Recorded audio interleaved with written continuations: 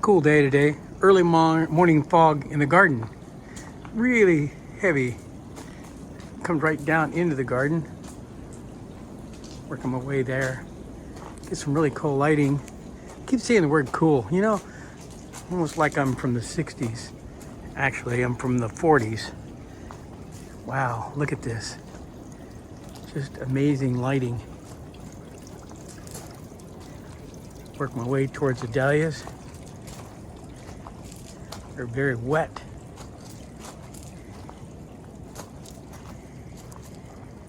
Look at that. Yeah.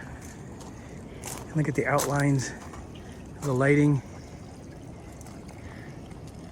Let's go over here. Very photographic day. Oh! Come on, Kona.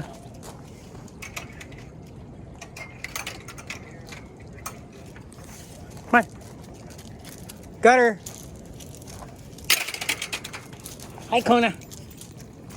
Looks like they got another hybrid come out. Well, this is really strange. It's got 3/4 of the hybrid and 1/4 exactly of a solid color. Very, very strange. The gardener came yesterday, cut all the lucifers down, and started working on the nasturtiums, making sure they are behaving. Look, they're trimmed back everywhere.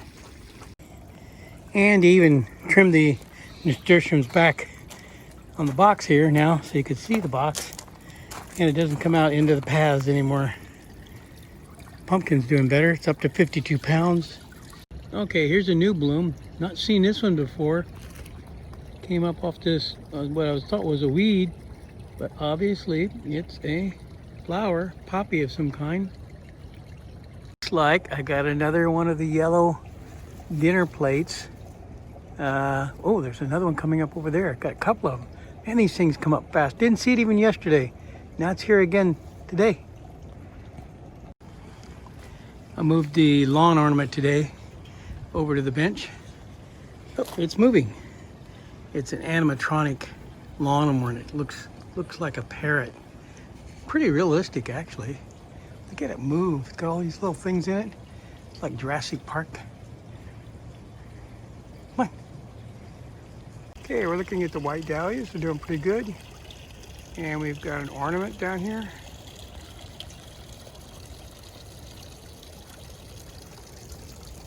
Yeah, I wondered about it too. Is it okay? Got to clean those feathers. Yeah, clean them all up. Make sure they're all good. Whoa, worker is down on our house putting siding on. And so he can't go down to his cage today. He's got to stay in the garden. Okay, here's another genetically engineered dahlia that basically came back to its original components of pink and white, split out. Okay, I have to see this. This is a lot of flowers in one really small area. I'm gonna hit the wide angle. Look at this. Just so many of them together.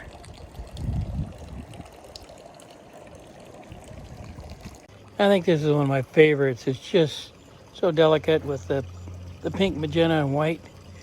And then this one's finally coming into its own with the basically breakdown of the colors of the white and the dark together, and then the dark completely by itself.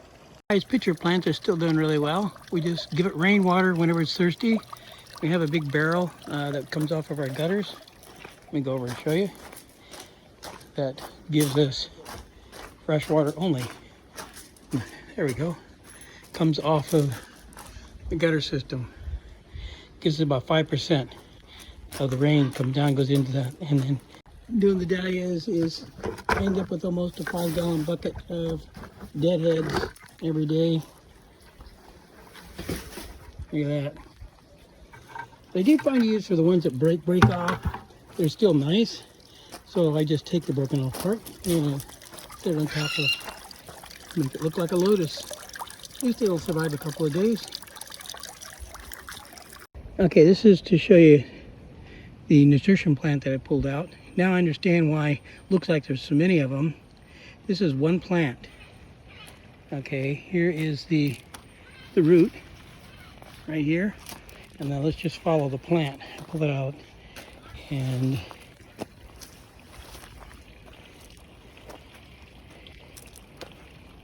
it's still going.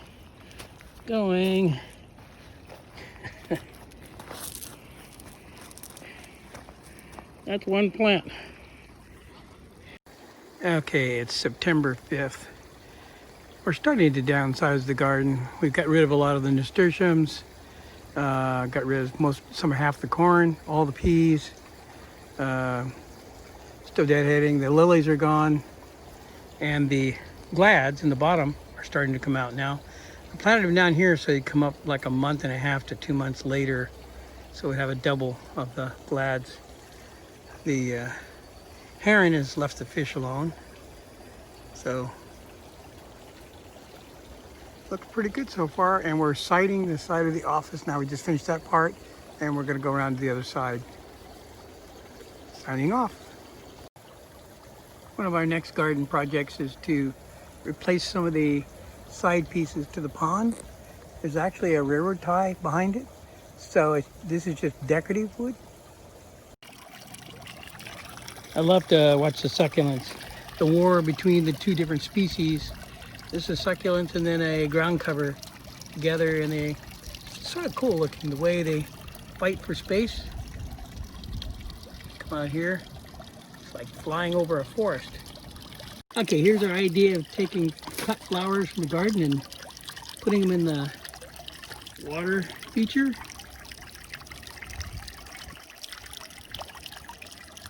Looks really cool. Keep using the word cool. I gotta say rad or something else. The half and half flower is looking really good now. It's completely out. There's a guy next door doing stuff, making noise. Difficult for my video. There's a new one gonna come out here pretty soon. We'll see how this goes. Well, another day of saga with the pumpkins. Big split on my pumpkin. And so Christy said I could put silicone on it because if the split's not all the way through, and maybe let it dry and see. It's at 77 pounds. So it's getting up there. Yeah, let's get that. See? Not bad, except for the little scar. Gained 7 pounds in one day. I think that's what caused it. The gardener came and Sue gave him instructions to, the bird's being a pain, to cut the nasturtiums all the way back to the edge. So now they are just in one box. We removed them from every other place other than the pond down below and this one box. But I can see already they're starting to go down over the edge of the box again. But look at the amount of flower. Oh, I can get a lot of seeds from these. I'll just squirrel them away and not tell Sue I got them. Instead of 35 seeds, I'll have 2,000 seeds. What I can do with 2,000 seeds. One thing I learned about the deadheading that really helps is to cut them right here, just right under the flower, and leave those 2 or 3 leaves there, because I end up with buds coming out of here and here, getting 2 more flowers for the one I cut off. So basically it's 2 to 1. Every time I cut one off, I get 2 replacing it. Okay, the tree lily and the stargazers are gone. Oh, I got one at the very back there, back by the firehouse, but the rest of them are all gone. Okay, the new naked boys are coming up there. Looks like a slug got to one of them, so I'm gonna have to go get slug bait and put down. This is the first one that came up. Looking pretty good. Put slug bait down, protect them. Right there, little pellets. But, I wonder what that is. A bulb of some kind. Have to dig it down deeper. Had a massive storm. Actually, it's still going now. Last night, and we're on generator for at least a day. But the dinosaur got flattened. The corn is down, and the dahlias definitely suffered some damage. I'm gonna be able to prop them back up maybe today when the wind is down. The white dahlias, bottom broke off. Some of them fell down. So the garden, and even but you know what? The nasturtiums did great. They survived. storm did a number on the dinosaur plant, pretty much flattened it. Probably have to remove most of the leaves and start over. The dahlias got crucified. Had to take all the flowers off and put them back up. I have a few here, but not very many left. A lot of new buds coming, but we had to take off about 50 to 75 blooms that were hanging down. So look at there, there's nothing on there. The ones that survived the most are the white ones. And of course, the nasturtiums came through with flying colors. They're not affected at all. They just grow like crazy, storm or not. And the pumpkin, take a look at it. Yeah, whoops, I'm gonna go around the other side. Pumpkin's looking good with the seal on it and everything. Okay, the storm is done, but now we have fires everywhere. 2 of our properties are in danger of being burnt down, so we're just waiting on that. There, the sky. The camera now adjusted for the sky color. Look at this. Yellow, yellow, yellow. Really weird. Okay, the smoke is cleared finally, and we've got most of the dahlias restaked up. We didn't lose too many. The only thing we did lose, the dinosaur plant right there. Pretty sad. But there's a lot of new leaves, so I think it'll do fine. I don't even talk about those. Then we have the pumpkin, which is right there. It's up to about 80 pounds now in the contest. So everything else is doing good. Well, the corn had to be restaked up. It all got blown down. So it's looking better. That's not a pumpkin, that's a buoy. So I think we'll see how it goes.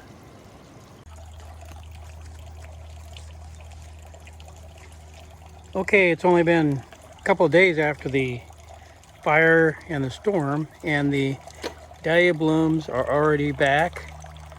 Can't believe how fast those buds came out, and they're doing great. Look at all the new buds right here and here, all coming back again. This is mid-September. Okay, I have no idea what this is. It looks like it's 2 buds growing together, making one flower off of one stem. I'm gonna keep an eye on this one. It's got really strange configuration. One of the best flower beds is one where I got seeds shipped to me from the Solomon Islands. Now, they may be native to the US, but these were grown in the Solomon Islands, collected, and then planted them all. They're really very nice. So what I've been doing is, as the seeds become available, next year I'm going to plant my own. Here's the Cape Meares Beach. Really heavy fog, really good air quality. Can't see anything, just fog. The pumpkin is up to 94 pounds. Getting pretty big. Only got 6 pounds to go before I get to my 100. This is Tommy and Boomer. Hey, Boomer. Boomer. Yeah, look up at that camera. At the video. Okay, it's September 13th, and this is what the garden looks like from the road. It's a little smoky today still, fog and smoke from the firestorms that's hit Oregon. Destroyed over 1 million acres. And the storm did a heavy damage to 2 of our properties, which we're trying to deal with. One, 2 big trees came down and almost destroyed a house, missed them, and then the other one is one of the houses almost burned down, but they were able to stop it. So we got those 2 to deal with. The cannas are starting to do really good. Getting some really pretty flowers on them. Oh, there's one I need to deadhead. Anyway, we've got 2 groups of cannas. Oh, look at that dahlia. Can't believe that one. I love that one. Anyway, look at the cannas over here. They're really tall, like 9-10 feet up. Really tall. I love the leaves. Okay, it's been raining for 2 days now. So the smog is all gone, the rain is gone in this area, and the pumpkin is doing well now. It's at 103 pounds. And of course, the nasturtium bed is doing great. Everything else has seemed to be doing fine. Dahlias, everything's back up, growing good. Second full day of rain. Garden didn't need to be watered. Mother Nature took care of it. And now the pumpkin is at 108 pounds and still growing with the silicon patches on the side. Christy smeared silicon accidentally on the top. That's not a patch. A little scarred now, but still looking pretty good. Rock that we pulled out of the waterfall I talked about earlier, we thought was some kind of meteorite. We didn't sure. You know, I started thinking about it. I never really planted nasturtiums anywhere near the waterfall or this bench that's here. And yet, look, nasturtiums everywhere near the rock and where I took it out of the waterfall. Now, I touched the rock quite a bit afterwards and went up and worked in some of the other gardens. I'm still wondering now if somehow whatever came out of this rock somehow picked up with the nasturtium seeds that I had in my pocket and moved them everywhere. It brings me to something I remember when we used to go to drive-in movies. We used to watch Dusk to Dawn, sci-fis, and there was this movie that really may explain all this. In nature's scheme of things, there are certain plants which are carnivorous, or eating plants. The Venus flytrap is one of the best known of these plants. A fly, drawn to the plant by a sweet syrup, brushes against trigger bristles. Just how these plants digest their prey has yet to be explained. There is much still to learn about these fascinating eating plants. This is a newcomer, Trifidus celestis, brought to Earth on the meteorites during the Day of the Triffids.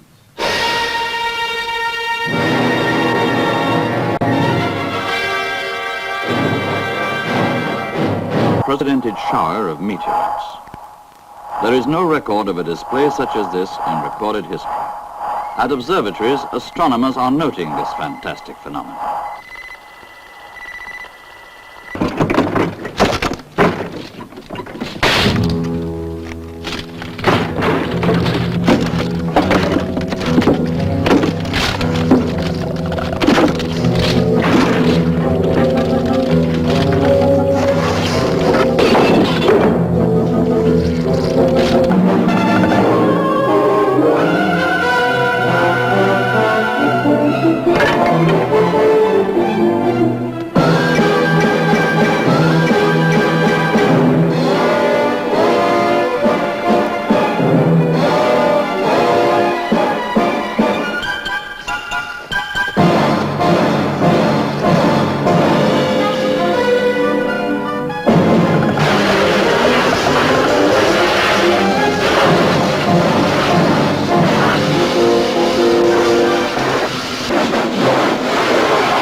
You search, and all the while the answer's right in front of you. A simple method had been found to destroy the Triffids. Seawater, from which life on Earth had sprung, became the means of preserving life on Earth. Mankind survived, and once again had reason to give thanks. I'm gonna have to get out a blowtorch and just torture all these things. Then again, I collect their seeds and go down to the rock again.